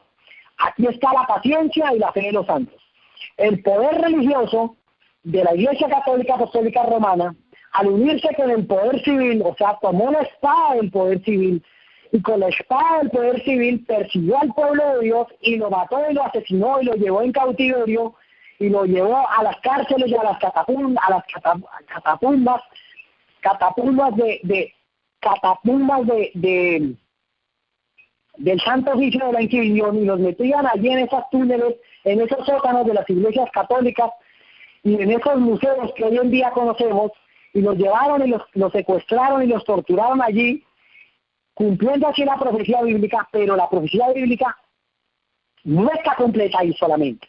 Resulta que si nosotros vemos, el poder civil es la otra espada, y esa otra espada que le causó una herida mortal al papado fue el poder religioso. ¿En qué año? En el año 1517, cuando Martín Lutero, con las Sagradas Escrituras, la espada de las Sagradas Escrituras, le causó una herida mortal al papado. Y entonces, la primera herida mortal, la primera tocada de la otra espada del poder religioso fue la de Martín Lutero en la Edad Media, cuando se levantaron todos los reformadores en 1517. Esa fue la primera herida que recibió el papado, la primera herida de espada que recibió el papado en 1517, cuando Martín Lutero clavó las 95 tesis allí el 31 de octubre en Wittenberg, Alemania, en una de las iglesias allí en Wittenberg, Alemania, clavó las 95 tesis allí en la puerta para que todo el mundo lo leyera. Esa fue la herida, una de las heridas más tremendas que ha recibido el catolicismo romano.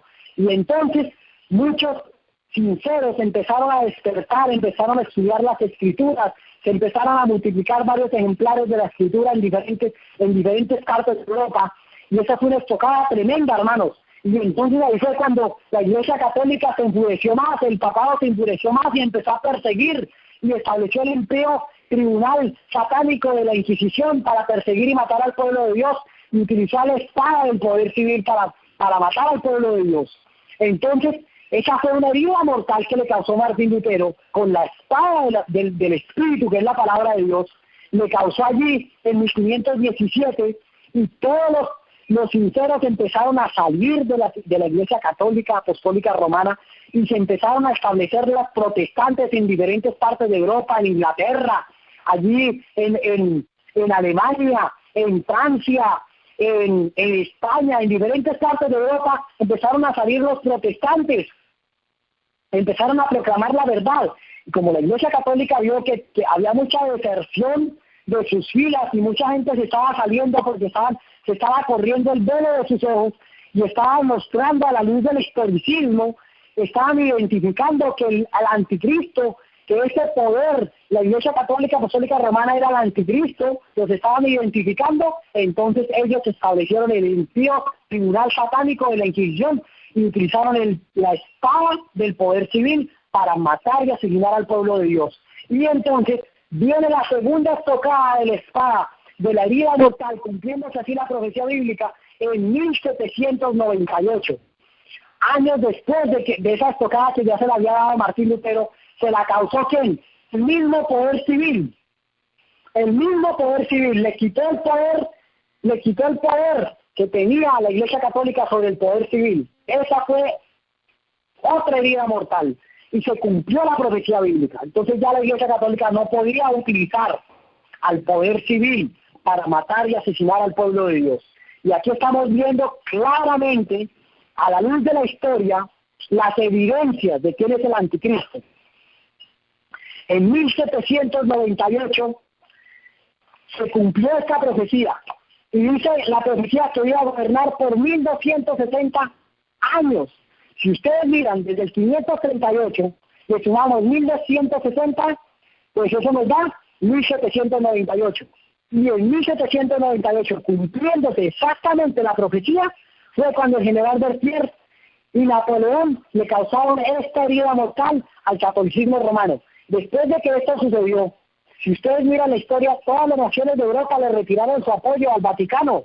Ya no quería ninguna nación de Europa quería establecer relaciones diplomáticas con el Vaticano. Todos le retiraron su apoyo económico y le retiraron sus embajadores, los retiraron del Vaticano. Ya no querían establecer relaciones diplomáticas. Y lo abandonaron, prácticamente fue dejado solo el Vaticano, fue dejado solo. Y ya no tenía ningún poder sobre los reyes de la tierra para perseguir y matar al pueblo de Dios. Cumpliéndose así la profecía bíblica. Pero dice la profecía bíblica que su herida mortal iba a ser sanada. Aquí vamos otra vez a Apocalipsis capítulo 3, hermano. Que su herida mortal iba a ser sanada. Ahí están las características. Apocalipsis 13, y dice que Apocalipsis capítulo 13, el verso 3. Y una de sus cabezas como herida mortal, pero su herida mortal fue sanada y se maravilló toda la tierra en pos de la bestia. La pregunta es, ¿cuándo empezó a sanarse la herida mortal que le causó la espada? La primera espada fue la de Martín Lutero, la segunda espada fue la del poder civil, la primera espada fue la del poder religioso, la segunda herida que le causó la espada del poder civil fue en 1798. Entonces, mire cómo son las cosas. En 1929, mediante el famoso Tratado de Letrán, le devolvieron las escrituras, le devolvieron el Vaticano al papado, esas 42 hectáreas de allí, lo que es el Vaticano, se lo devolvieron otra vez al papado, y no solamente que se lo devolvieron, sino que le dieron $1 millón en aquella época, en plata, en la parte económica le dieron $1 millón, y aparte que les dieron $1 millón, volvieron a establecer relaciones diplomáticas, se volvió a unir otra vez, se volvieron a fusionar la Iglesia y el Estado con concordatos. Y a través de esto se empezó a extender por todos los gobiernos de la tierra, y todos los gobiernos de la tierra empezaron a establecer relaciones diplomáticas otra vez con el Vaticano. Please enter the number you wish to call.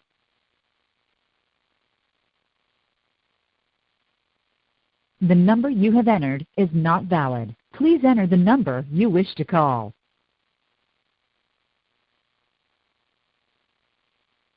The number you have entered is not valid. Please enter the number you wish to call.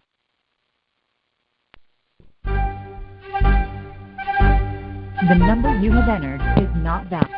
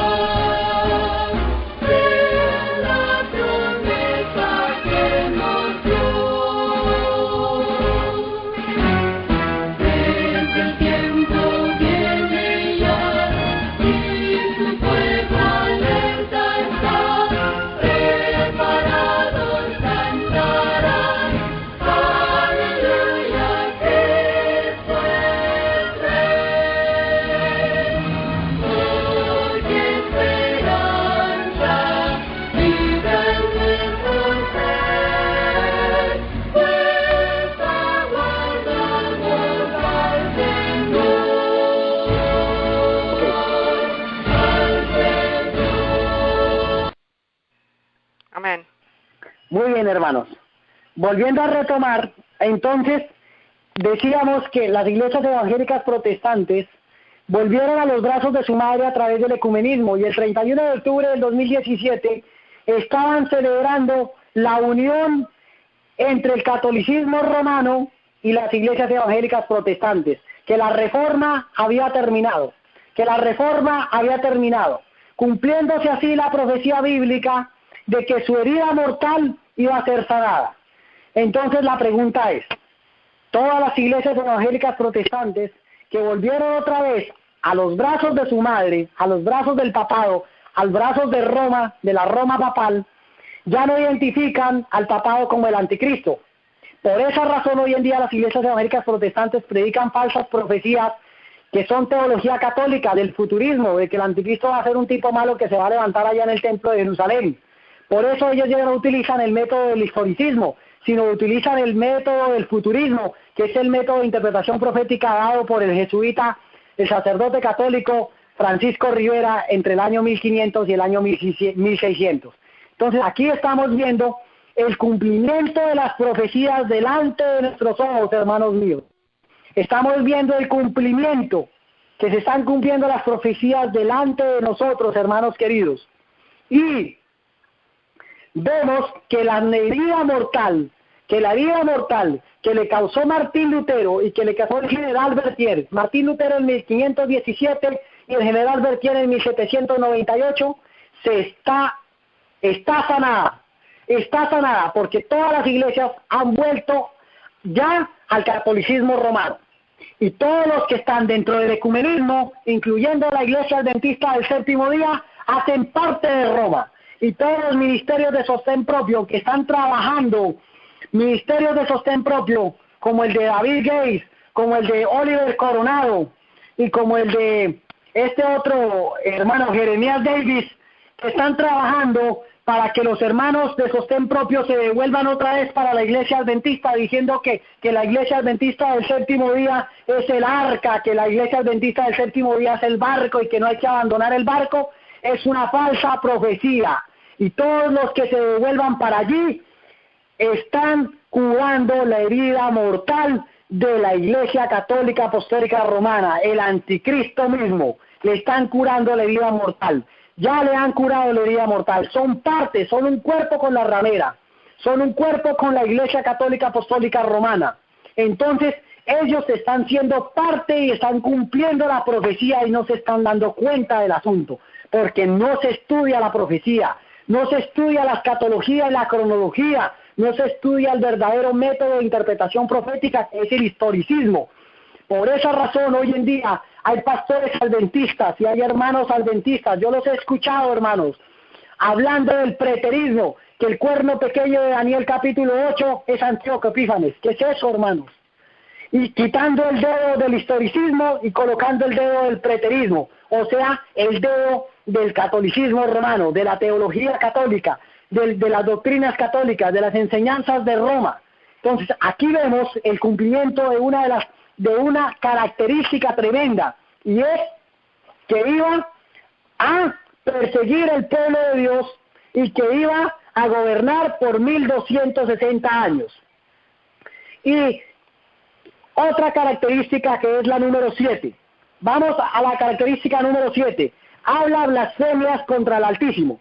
Entonces, subrayo las características. Se levanta del mar.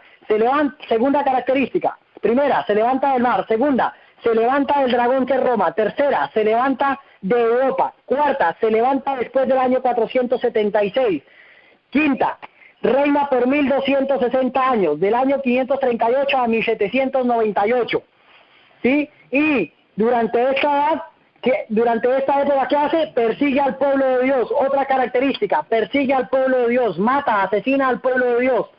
Y otra característica, arranca 3 cuernos de los primeros. Si nosotros vemos la historia, el papado fue el que eliminó a los herulos, a los vándalos y a los ostrogodos de Europa. Fue el que los arrancó del mapa, porque ellos no se sometían a la teología del catolicismo romano. Y ellos utilizaron al francés, a Clodoveo, el francés, Mire cómo es la vida. Ellos utilizaron a Clodoveo, el francés. Mire cómo es la vida. Un francés lo subió al poder y un francés lo bajó del poder en 1798. A Clodoveo utilizaron el ejército de Clodoveo para arrancar estas tribus arrianas, que eran los herulos, los vándalos y los ostrogodos, porque no creían en la teología y en las enseñanzas del catolicismo romano, y ellos fueron arrancados de Europa. Entonces, esa es otra característica que también lo encontramos en los libros de historia. Hay un libro que se llama Eduardo Gibbon, que tiene 4 tomos. Hermanos, los que quieran investigar, allí en estos tomos encontramos la historia del Imperio Romano, la caída y el declive del Imperio Romano. Otra característica, esa es la característica número 6, arranca a 3 cuernos de los 10, ¿sí? Y la característica número 7, habla blasfemias contra el Altísimo. Bueno, hay personas que creen que blasfemar contra el Altísimo es un individuo malo que se levanta y dice groserías contra Dios. Pero bíblicamente eso no es blasfemia. O sea, es una forma de blasfemar, sí. Pero bíblicamente, en la profecía bíblica, la verdadera blasfemia la encontramos, las características de qué es blasfemia la encontramos en Marcos capítulo 2. En Marcos capítulo 2 nosotros encontramos el relato bíblico. Pueden, a los que están tomando nota, ir a Marcos capítulo 2. Y en Marcos capítulo 2 encontramos la historia de un paralítico, que fue bajado por una camilla por el techo de la casa de Pedro. Y Cristo, al ver la fe de ellos, allí en Marcos 2, verso 7, para ser más exactos, Cristo al ver la fe de ellos, le dijo, hijos, tus pecados, hijo, tus pecados te son perdonados. Y todos los que estaban allí, los fariseos, los escribas, los saduceos, el Sanedrín de la iglesia del pueblo de Israel, en sus corazones empezaron a cavilgar y dijeron, ¿por qué habla este así? ¿Qué cosas dice? Blasfemias dice. ¿Quién puede perdonar pecados sino solamente Dios? Entonces, a la luz de la Biblia, aquí nos está mostrando una característica muy importante de qué es blasfemia según la profecía bíblica. Y aquí dijeron ellos pensaban en su corazón de que Cristo blasfemaba porque ellos no creían que Cristo Jesús era Dios. Ellos no recibieron a Cristo. El pueblo de Israel no recibió a Cristo como su Salvador. No recibieron a Cristo como Dios. Ellos no creían que Cristo era el Hijo de Dios. Por esa razón, dijeron, ¿quién puede perdonar pecados sino solamente Dios? Entonces, a la luz de la Biblia, a la luz de esta característica, ¿quién es el único que puede perdonar pecados? Dios. Entonces, por esa razón ellos dijeron, blasfemias dice, ¿quién puede perdonar pecados sino solamente quién? Sino solamente Dios. Entonces, bíblicamente blasfemia es que un hombre o que un individuo, siendo hombre, diga que tiene facultad para perdonar pecados. Yo pregunto, hoy en día hay un sistema eclesiástico, político, económico, un poder religioso que dice que tiene a Dios en la tierra y que dice que tiene facultad para perdonar pecados. Sí, señor. Ese sistema eclesiástico se llama la Iglesia Católica, Apostólica y Romana. Y a través del confesionario, ellos están blasfemando. ¿Por qué razón están blasfemando? Porque están quitando a Cristo. Primero de Juan capítulo 2, verso 1 dice, hijitos míos, primero de Juan capítulo 2, versículo 1, dice, hijitos míos, estas cosas os escribo para que no pequéis. Pero si alguno hubiere pecado, abogado tenemos para con el Padre. ¿A quién? A Jesucristo el justo. Entonces, según la Biblia, el único abogado entre el Padre y los hombres, ¿se llama quién? Se llama Jesucristo el justo. Entonces, es el único que tiene facultad para perdonar pecados según Marcos capítulo 2, porque allí Cristo dijo, hijo, tus pecados te son perdonados. Entonces, el único mediador entre Dios y los hombres para perdonar pecados, ¿quién es? Es Cristo. Y este poder, la Iglesia Católica quita a Cristo y se colocan ellos. Y a través del confesionario dicen, en Dominis Patris, ego te absolvo. En el nombre del Espíritu Santo yo te perdono, yo te absuelvo, yo te perdono. ¿Eso no es una blasfemia? Claro que es una blasfemia, porque están quitando a Cristo y se están colocando ¿qué? Ellos como perdonadores de pecados. Y según Marcos capítulo 2, el único que perdona pecados, ¿quién es? Es Cristo. Por eso Cristo dijo, hijo, al ver la fe de ellos, dijo Cristo, hijo, tus pecados te son perdonados. Y ellos dicen, pues que habla este así, blasfemia dice, ¿quién puede perdonar pecados? Pues solo Dios. Ahora, ¿Cristo blasfemaba? No, Cristo no blasfemaba porque Cristo Jesús es Dios. Por lo tanto, Él tiene facultad para perdonar pecados porque Él es Dios. Entonces, estos hombres, los sacerdotes, los papas, los monseñores, los arzobispos, quitan a Cristo y se colocan ellos como un sistema perdonador de pecados. Entonces, bíblicamente encontramos una característica aquí. Una característica, y es que habla blasfemias contra el Altísimo. Esas son las blasfemias que habla contra el Altísimo, que quita a Cristo y se coloca a ellas, se colocan ellos. Otra característica es que quitan al Espíritu Santo. En San Juan capítulo 14, para ser más exactos, vamos a ir a San Juan capítulo 14. San Juan capítulo 14, encontramos que el único sucesor de Cristo en la tierra es el Espíritu Santo. Vamos a ir a San Juan, vamos a ir rápidamente a San Juan capítulo 14, el verso 15.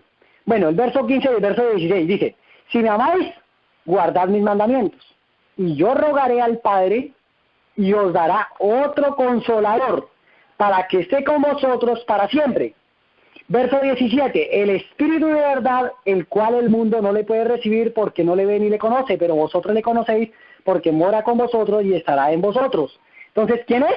El Espíritu de verdad, el Espíritu Santo. Vamos a otro texto que nos confirma esto. San Juan capítulo 14, el verso 26.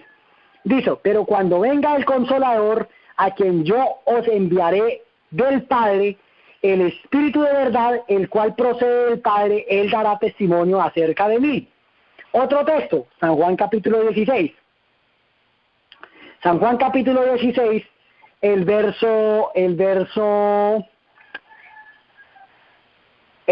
7, dice, pero yo os digo la verdad, os conviene que yo me vaya, porque si no me fuere, el Consolador no vendrá a vosotros, mas si me fuere, el Consolador, mas si me fuere, os lo enviaré. Verso 8, y cuando venga, Él convencerá al mundo de pecado, de justicia y de juicio. Y el verso 13, y cuando venga el Espíritu de verdad, Él os guiará a toda verdad, porque no hablará por su propia cuenta, sino que hablará todo lo que oyere, os lo hará saber las cosas que habrán de venir. Entonces, aquí está hablando de quién. San Juan capítulo 16 nos está hablando del Espíritu Santo. Y ellos están quitando la obra del Espíritu Santo al colocarse en un título que se llama Vicarius Filii Dei. Vicario del Hijo de Dios significa la palabra Vicarius Filii Dei.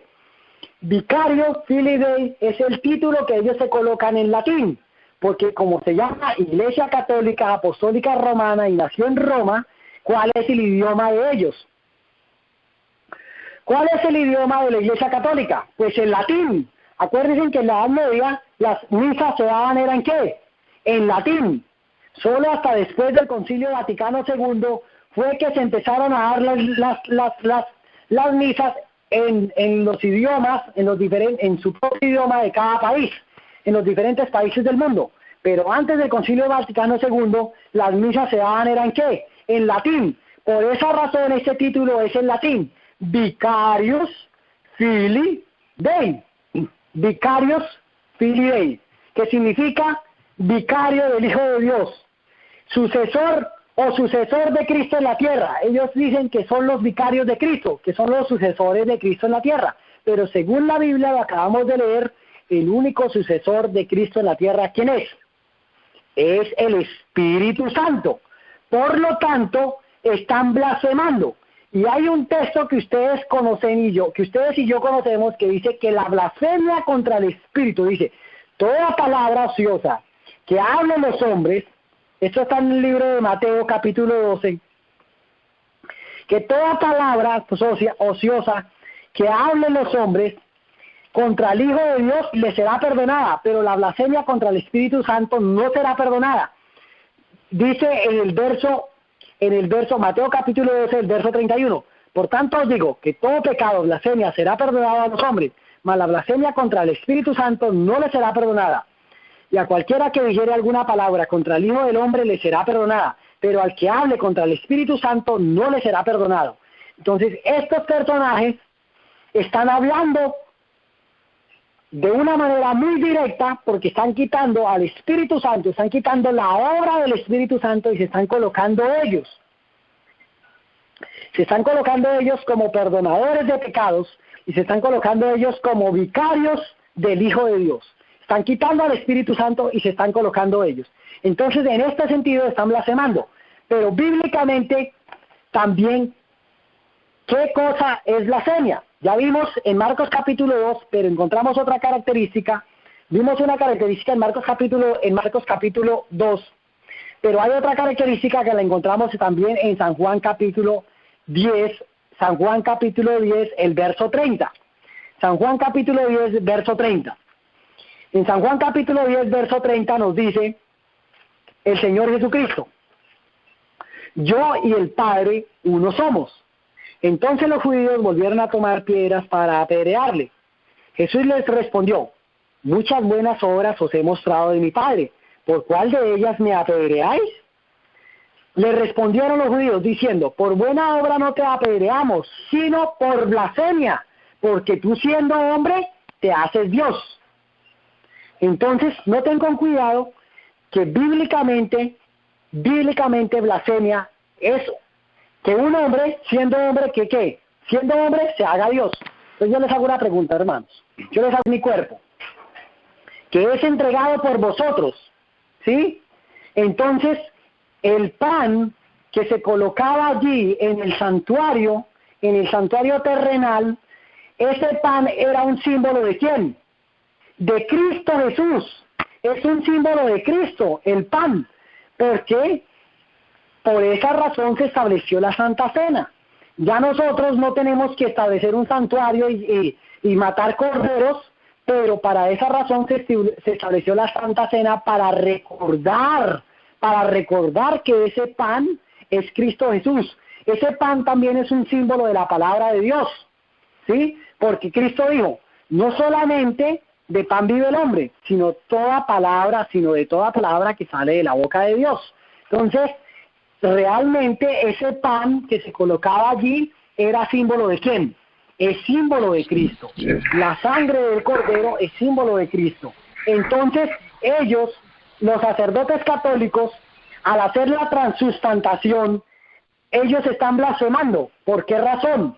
Porque ellos están colocando la hostia en lo alto, la custodia que le llaman, y ellos dicen que ellos están convirtiendo la hostia en el pan. No, señor, es simplemente nosotros celebramos, los cristianos, el verdadero pueblo de Dios celebramos, es una conmemoración en memoria de, pero no estamos diciendo que ese pan es el cuerpo de Cristo, no, es un símbolo, es simplemente un símbolo. La religión católica, a través de este dogma católico que se llama la transustantación, que están convirtiendo la sustancia en el cuerpo de Cristo, eso sí es una blasfemia. ¿Por qué razón? ¿Por qué razón están blasfemando? Porque ellos están diciendo que están creando, que ellos son creadores del Creador. Esto lo dice la Enciclopedia Católica y varias fuentes católicas, que ellos son creadores del Creador, o sea, que ellos le están ordenando a Cristo que baje del cielo y entre a la hostia, y que ellos están ordenando, por esa razón al feligrés le dicen que no debe mascar la hostia, porque si masca la hostia, entonces está mascando el cuerpo de Cristo, y que no debe masticar el cuerpo de Cristo. Eso es una blasfemia. A la luz de la Biblia es una blasfemia. Están blasfemando, porque eso no es el cuerpo de Cristo, es un símbolo del cuerpo de Cristo. Entonces la hostia no es un símbolo del cuerpo de Cristo. Realmente es el pan, es un pan literal sin levadura, Entonces, esa es la Santa Cena. La Iglesia Católica instituyó la transustantación, donde ellos dicen de que están convirtiendo la hostia en el cuerpo de Cristo. Eso es una blasfemia, de que ellos son creadores, o sea que le están ordenando a Cristo, o sea que están sacrificando a Cristo de nuevo otra vez. Imagínense qué poder es ese. Que están convirtiendo la hostia en el cuerpo de Cristo.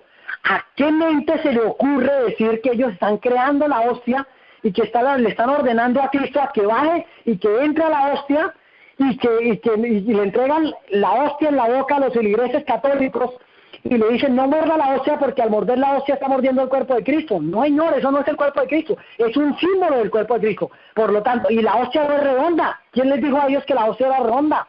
¿Quién les dijo a ellos? Es un pan sin levadura. Y es más, en la última cena, si ustedes ven, fue una cena la que se les celebró.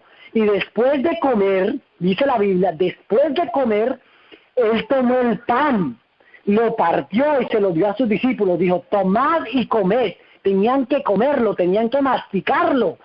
¿Sí? Que este es mi cuerpo que es entregado por vosotros. Y luego tomó la copa y tomó el jugo de la uva, el fruto de la vid, que era la uva, era símbolo de la sangre de Cristo, ¿sí? Y dijo, tomad y bebed, que esta es mi sangre, que es entregada por vosotros, símbolo del nuevo pacto, el nuevo pacto que establecía Dios con su pueblo. El nuevo pacto era que ya no tocaba matar corderos, porque para eso vino el verdadero cordero, o el verdadero pan, que es Cristo Jesús. Y la verdadera sangre, que ya no era la sangre de los corderos literales, sino del verdadero cordero, que era Cristo Jesús.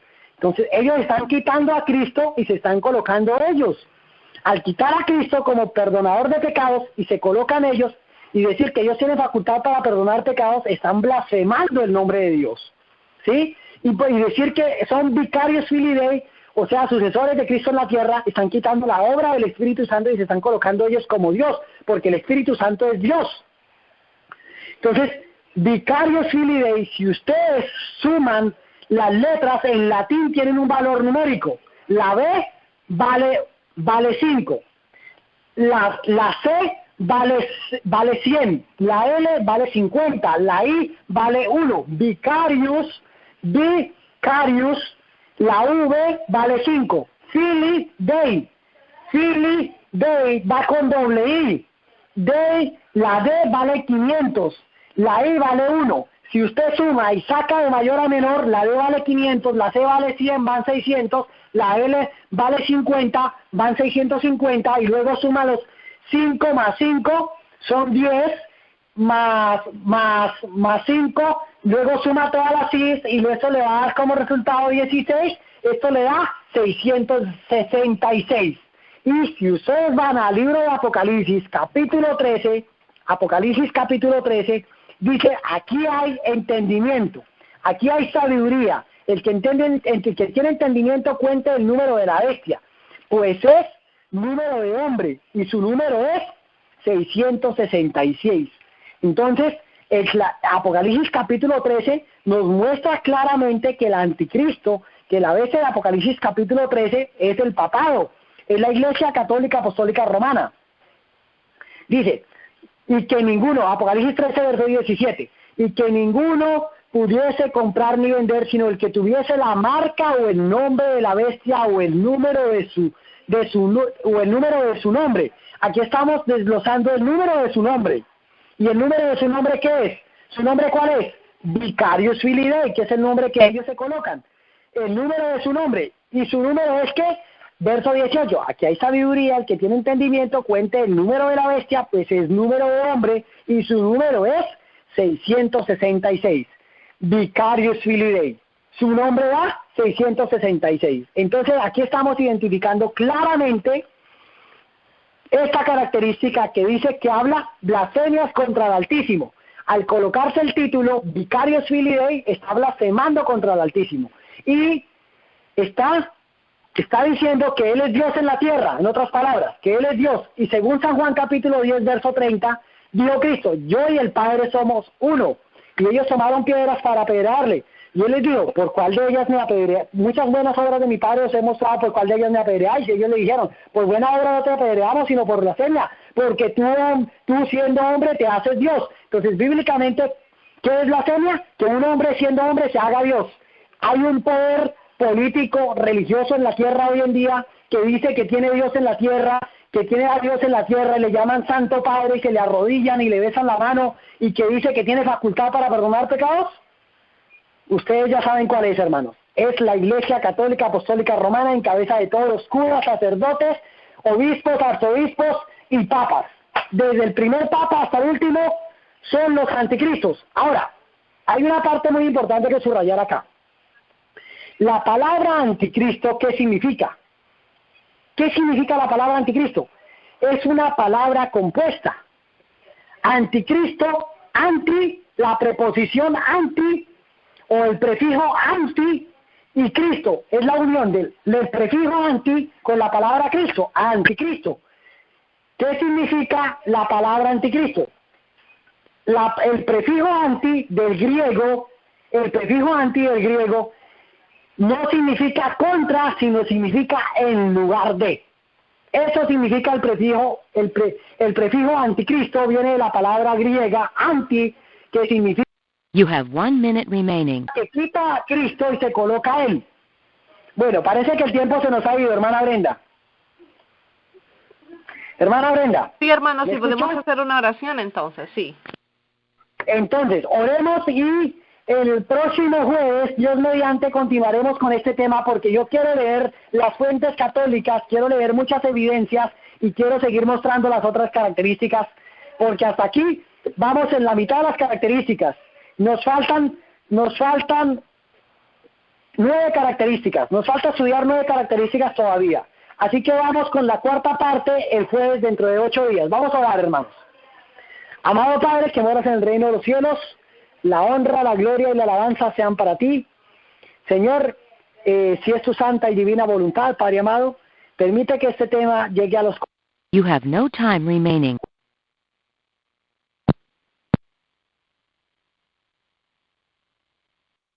Amén. Amén. No sé si Osvaldo puede terminar con esta oración. Osvaldito, ¿puedes orar?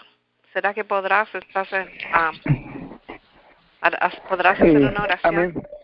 Pero antes de hacer la oración, Sí. ¿tú me podrías explicar un poquito sobre lo que estuvimos ayer hablando de la mesa de los panes? Parece que el hermano no tanto me entendió. Lo que... Ok, ¿me escuchas bien? Sí, perfectamente bien. ¿Se escucha? Ok, sí.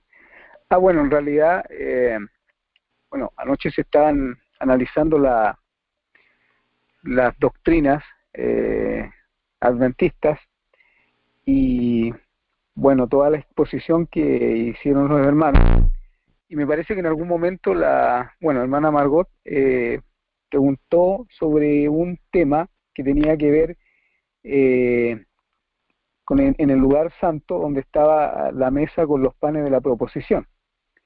Y ella hizo una pregunta relacionada que si los panes estaban apilados, eran 12, ¿no es cierto? 6 y 6. Y principalmente, me parece que un hermano hizo un comentario en relación, o sea, los hermanos que hicieron los comentarios son acertados en el sentido de que los panes, el pan representa la palabra de Dios, como lo decía el hermano Orellana. Los panes también representan a Cristo. Él dijo, yo soy el pan de vida. Pero también todo el santuario hace alusión a la deidad.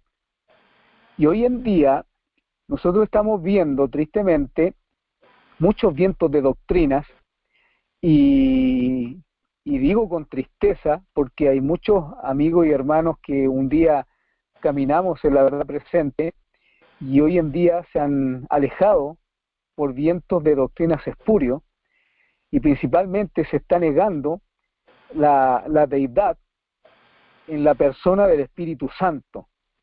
Entonces, el estudio que tiene nuestra hermana sería bueno que en algún espacio de la cadena se le diera para que lo podamos analizar. Pero desde mi punto de vista, en relación a la pregunta que ella hizo, si nosotros asimilamos o ejemplificamos el santuario terrenal con el santuario celestial, y decimos que la mesa representaba el trono, ¿no es cierto? Obviamente en el trono está el Padre, el Hijo y el Espíritu Santo, la deidad. Hagamos al hombre a nuestra imagen y semejanza, hagamos, plural. Entonces, ¿por qué es importante? Porque, valga la redundancia, ese viento de doctrina que se ha infiltrado en los grupos, entre comillas, que se dicen de verdad presente, negando la divinidad a través de la obra del Espíritu Santo, de la persona del Espíritu Santo. Eso, querida hermana, pero le vuelvo a reiterar, yo creo que la hermana Margot debiera exponer el tema en algún momento a través de la cadena. Sí, gracias. Gracias, Osvaldo. Para hacer un poquito más, vamos a tener a nuestro querido hermano Leonardo Robles. Él va a explicarnos un poquito eso, ya que parece que los hermanos lo contactaron y él con gusto va a hacer esa aclaración. Yo creo que va a entrar el martes y el miércoles, va a entrar 2 días, si es posible 3, ¿no? Pero él va a estar acompañándonos. Estemos atentos para poder aprender un poquito. Gracias, Osvaldo. Y si podrías hacer una oración, sería una bendición y así podemos acabar esta noche, Osvaldo. Ok, muy bien. Vamos a orar. Oremos. Oh Dios eterno y Padre nuestro que estás en los cielos, bendito y alabado y glorificado sea tu nombre. Oh Padre, gracias por la oportunidad que hemos tenido de estudiar, de escudriñar tu palabra en los labios de nuestro querido hermano Plazas. Él ha hecho una exposición magistral de lo que el enemigo de las almas, a través de ese poder inquisidor, que a través de los tiempos ha perseguido a tu pueblo. Y tal como dice un historicista dice que Roma no cambia y es efectivo, oh Padre. Ese poder maquiavélico que durante tanto tiempo persiguió a tu pueblo durante 1260 años y a través de los tiempos sigue persiguiendo a tu iglesia, y hoy en día tristemente la infiltración jesuita está haciendo un daño tremendo al protestantismo. Por eso, Señor, que te damos la gracia, porque a través de la palabra profética, que es una antorcha que alumbra el lugar oscuro, tú nos iluminas y nos das el discernimiento de que ese poder perseguidor no ha cambiado ni cambiará. Prepárenos, Señor, para lo que se vendrá. Vendrán tiempos muy peligrosos, muy difíciles, un tiempo de angustia, dice tu palabra, cual no ha habido desde que hay hombres en la tierra. Dios mío, gracias por estos medios de comunicación, en el cual tenemos la oportunidad de elevar nuestras voces como trompeta y denunciar el pecado de Babilonia. Gracias, Señor, por los siervos que tú has levantado en estos tiempos, que le están dando un sonido certero a la trompeta. Bendiga, Señor, esta cadena. Bendiga a Brenda en su liderazgo y a cada hermana y hermanito que le colabora. Querido Dios, ahora al descansar, después de habernos alimentado de tu palabra, pedimos con humildad que nos des un sueño reparador y que tus santos ángeles, conforme a las promesas que están escritas, sean acampando a nuestro alrededor. Lo pedimos y lo agradecemos en el precioso nombre de nuestro amante Salvador, nuestro Señor Jesucristo. Amén y amén. Amén.